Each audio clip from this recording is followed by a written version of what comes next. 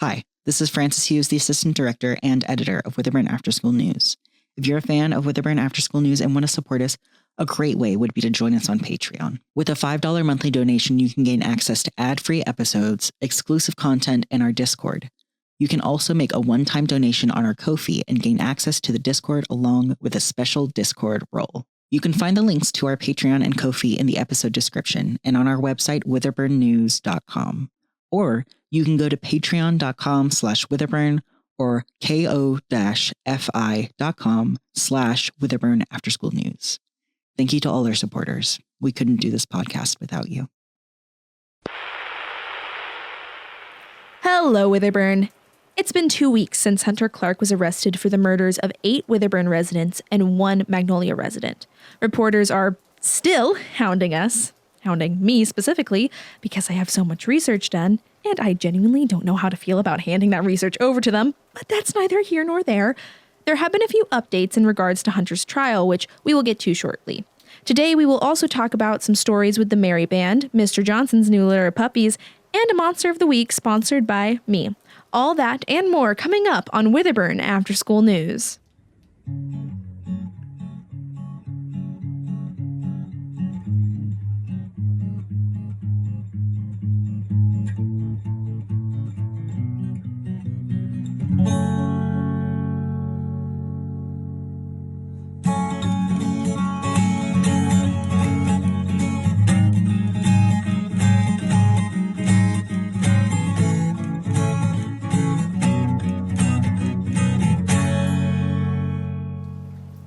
Let's start this episode with the news that I'm sure everyone has heard by now.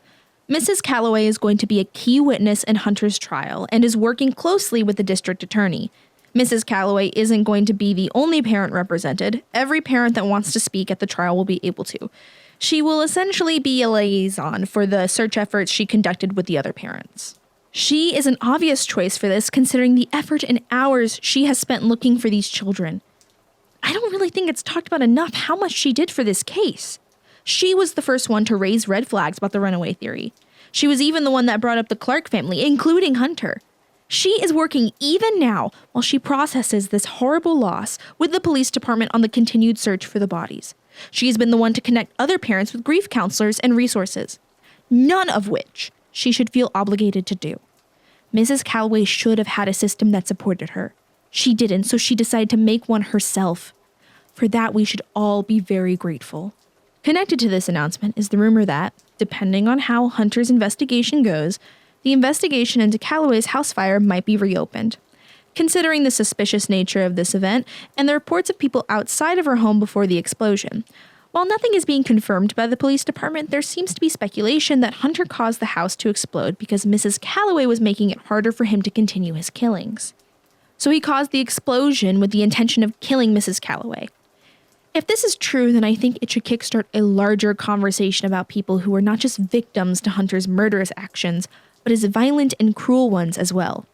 Calloway can't be the only one leading this charge. This town needs to provide resources for people like Amelia and Rachel, who are literally threatened by Hunter. Looking back, those moments can be traumatic, realizing you might have been moments away from death. It also can't be easy because everyone wants to use this trauma and get exclusive interviews. People have even contacted me, not like me, but reporter me. They keep telling me that they would love to see my research of the missing people so that they can report the story accurately, which I don't know how I feel about it. I mean, if I'm being honest, this would have been a dream for me at the start of this year. This would have been a dream for me a month ago. But now, feels like I'm feeding into something. I'm emailing people I look up to and companies I would love to work for, but it feels like this story doesn't mean the same thing to them. I'm reporting on this because I want justice, and they are reporting on this because dead kids sell. But also, does that matter? If people learn about what happened, if people hear their names and their stories, does it really matter how they happen to see them? Sorry. I guess this is my burden to bear. I'm the one that wanted to be a journalist. Might as well learn about ethical reporting now. Trial by fire, am I right?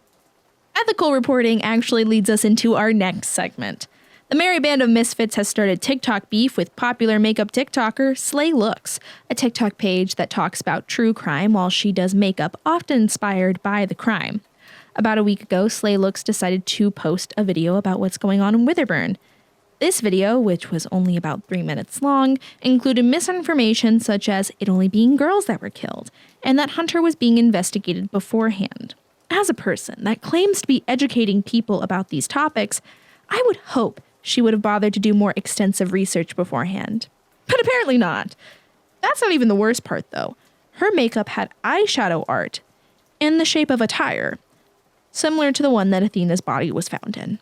Really disgusting stuff. Surprisingly, no one originally called her out.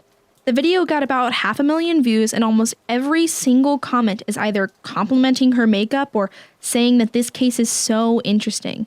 And some people are even making grand theories about what happened. Anyways, about 2 days ago, the Merry Band made a video calling out Slay Looks, saying that what's happening isn't just a fun story, especially not to them. People in the Merry Band talked about how they had family members die. One talked about their cousin Jonathan, and one talked about their sister Tina. This isn't an interesting TikTok. It's real and inescapable. They commented how callous it was that Slay Looks was doing makeup inspired by tragedy and how she was making money off of their pain. They said they wouldn't make their page about the murders, but they are taking a break to breathe. They would appreciate it if people didn't ask them questions, and they asked Slay Looks to apologize for her behavior. They've received a lot of love and support. A lot of people posted their think pieces calling it out, and many people say this should start a conversation about the ethics of true crime. Someone even mentioned my show and called it true crime, which just shows you that not everyone on TikTok knows what they're talking about. Anyways, a lot of people were asking for Slay Looks to make an apology. Slay Looks did make a video, but it wasn't an apology. She came on and said that what she did was an important mix of art and journalism, and if people didn't like it, then they shouldn't watch. She did nothing wrong, and she was simply spreading the facts, and we should be grateful that she was bringing awareness to the story at all. She won't be lectured by middle schoolers. Now, the internet almost immediately agreed. That was an absolutely wild thing to say. Like, she got absolutely ratioed. It was a little cathartic, I'm not gonna lie. The Merry Band just made a text post in response saying that they were disappointed and that her actions did hurt. But that was it. They said they weren't going to keep speaking about this situation and that they didn't want to turn this into petty internet drama. They would rather people respectfully discuss Witherburn or even donate to Mrs. Calloway's fund for the grieving families in the search effort. The internet is going to internet, though, and people have made literal hours of content discussing the issue. On the bright side, a ton of money has been donated to Mrs. Calloway's fund, which is nice at least. That's about it for that story. Let's discuss Mr. Johnson's new litter of puppies. He reached out and asked that I make this special announcement because he does not want to have to deal with 7 young dogs. They are free to adopt to a good home, and he means that. He says he would never give a dog to someone like Mr. Kosak. Jeez, what did Mr. Kosak do? Did he, kick a puppy? Isn't Mr. Kosak the gas station owner? I mean, he seems nice enough. Anyways, there are 7 puppies. They are mixed between a German Shepherd and something he doesn't know. They are sweet, though, and great with kids. So if you and the family are thinking about getting a new puppy, then swing by Mr. Johnson on Appalachian Drive. Now on to something strange that was found during the search efforts. While searching the woods, Mrs. Farrow Garcia found a large open space in the deep woods, about half a mile away from the water. It had a dilapidated building that had rusted tools in it. The building looked like it might have been burned down. Strange, but also not unexplainable. What was weird was the stone flooring that Farrow Garcia found in the woods. She had walked around the area and noticed this strange stone plate was under her feet, covered in moss. It had these weird carvings on it. I saw some pictures and they looked European in origin, maybe Roman. Some of the carvings included knives, phases of the moon, and the Greek letter theta, which is the letter that kind of looks like a simplified human head. These symbols by themselves are reason enough to look deeper. In fact, those college students that found the iron and bacteria in our water have already contacted the archaeological professor of their university to come and investigate. This could be insightful evidence of a civilization we didn't know existed, or Greco-Roman colonialism that happened even before the Vikings. So yes, this discovery would warrant further research, but the main thing that was noticed is that this stone floor was covered in blood. I'm talking covered. There was more red than gray. It seemed like it had soaked into the stone. It was all concentrated near this elevated bench-like area. Upon further inspection, there seems to be 23, 13, 9, bring the day, carved into the stone, which caused the anthropology professor, the one that I mentioned earlier, to speculate that this isn't as old as it seems. First off, it seems to be at least from the post-colonial era, because it seems to be almost glorifying Greco-Roman culture, which was more common during and after the Revolutionary War era. He also said that it looks like the building and stone are more recent, at least based on the decay he could see in the picture. He's still going to come out and see the space, but he believes this might actually be the work of a cult. The blood is probably from animal sacrifices. He says that what's really interesting is that if his theories are correct, then this monument would have been a massive undertaking and that the larger community would have probably known this was here. Because how do you undergo a project of this size without raising suspicion? Which means that this structure was probably wanted by the larger community despite seemingly not being a part of a larger Christian religion in the area. Though it could be, the professor also notes, that this would have been just a unique sect of Christianity that formed due to the isolation caused by the surrounding swamp and mountains. Something like this isn't unheard of, but seems unlikely due to our town having a very well-written history. And something like this would have been written in the record. He acknowledges this as well and says he'll be able to make more solid theories and proposals when he goes and sees the site. He says that this is somewhat unknown territory and that there haven't been many archaeological discoveries like this. So there's nothing to base this on. And if I had to take a guess, it would require a lot of archaeological research, which is fine by me. I would rather our town be known for our archaeological discoveries. All this talk about cults actually leads us into our monster of the week, which I think might be connected to the ritual spot that was just found, but I'm getting ahead of myself. This monster of the week is actually sponsored by me. Shocker, I know. You see, I've been doing research in the library, because when am I not? And I found this interesting book. I'm waving this book around for dramatic effect, FYI. It's called A Guide to Major and Minor Folk Religions in Southern America. It was published in 1919, guys. I know it sounds boring, but okay, to most of you, yes, this would be a boring read, but I swear it's not. It goes into depth about the niche Christian sects, indigenous religions, popular African religions, and even just random religions that popped up around the Second Great Awakening, including a religion/cult that was rumored to be around the South Appalachian area. Nothing confirmed besides whispers, but the book decided to mention it anyway. This might be connected to that ritual site because Witherburn overlaps in the area that this cult hypothetically existed in. This is what the book says. Known as the Cult of the Dead, this religion seems to exist more in the minds of local mountaineers than it does in any real capacity. Still, the amount of sightings and this region's propensity to believe in folklore and the paranormal mean that you cannot say for certain that it doesn't have any real practitioners. Maybe any true followers are scared to admit their religious beliefs due to the stigma surrounding it. This cult has been said to sacrifice people in the woods in order to please a god of death, believing that these brutal sacrifices appease him and that he will be kinder to them in death. This specific belief is reminiscent of the Christian belief of God and the afterlife being kinder to those who worship him, which could make one believe that this is a sect of Christianity. Along with that, rumor has it they also adopt a similar narrative to the Christian God being a father-like figure, except they believe that this god of death is whatever you need most. Whether that be a lover, a father, a child, or a friend, this god of death changes based on the person and fills that void in their life. Yet there is no evidence that this is a sect of Christianity, especially when people have also been known to make deals and exchanges with this god, trading something they love for things like riches or power. An example of this is giving up your child so you can gain power, or even doing things that could harm you, like burning down someone's farm so you could gain riches. These types of deals are explicitly forbidden in the Christian Bible, and in fact, it's similar to the taboo deal with the devil. That, along with the sacrifices, which there's no evidence of, would lead one to the conclusion that if real, this is simply a folk religion that spawned organically in the South Appalachian region. Okay, that's a lot, but I think it's interesting. I mean, a death cult? It's like right out of a story. But it would explain the weird ritual spot Mrs. Farrow Garcia found.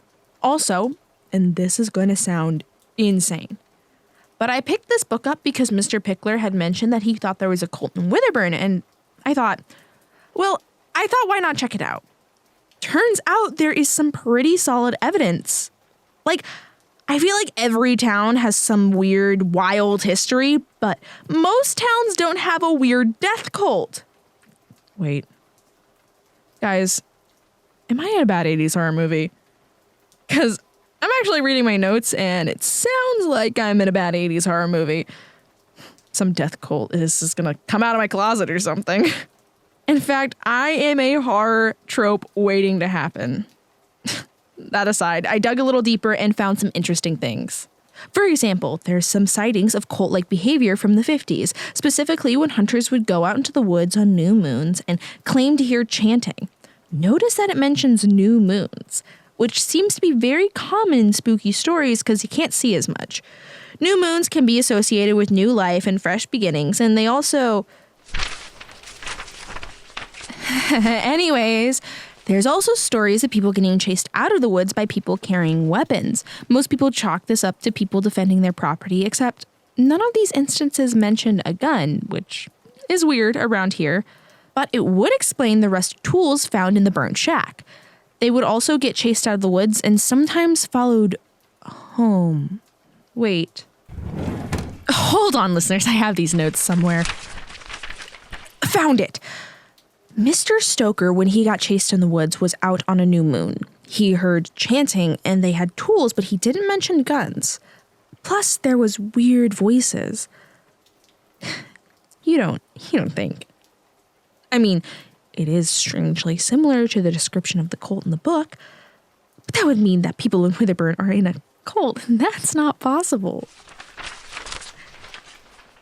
It's not possible, but it would make sense. I mean, the new moon, the strange sightings, and the missing people. You know, Hunter got that scar from Eva the same night Mr. Stoker saw those people in the woods. It would make sense. It would put all of the pieces together. If this is true, then that would mean... It would mean the clerks. But what do I know? I am just a crazy high school girl rambling on a radio show. This goes back to that journalistic integrity that I was talking about earlier. I shouldn't be spouting wild theories that have no real evidence, especially when those theories can hurt people. Journalists have to make hard choices all the time. They have to decide if the information they have would make the world a better or worse place. Yeah. Do you understand what I'm saying? Anyways, A Guide to Major and Minor Folk Religions in Southern America. It's a very interesting read, and I highly suggest you check it out of the library. I'm hoping future Monsters of the Week won't be so conspiratorial. So that's about it on my end. I don't have any more stories. End of school is coming up, so be aware of that. Next time will probably be some study tips and tricks because I know the last thing we want to worry about right now is finals. Have a good week, Witherburn. Stay safe. I'm the reporter signing off.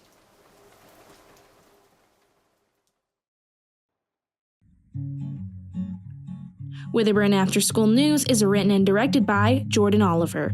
Assistant directed and edited by Francis Hughes. The title song is by FutureMe, and the reporter is played by Jordan Oliver.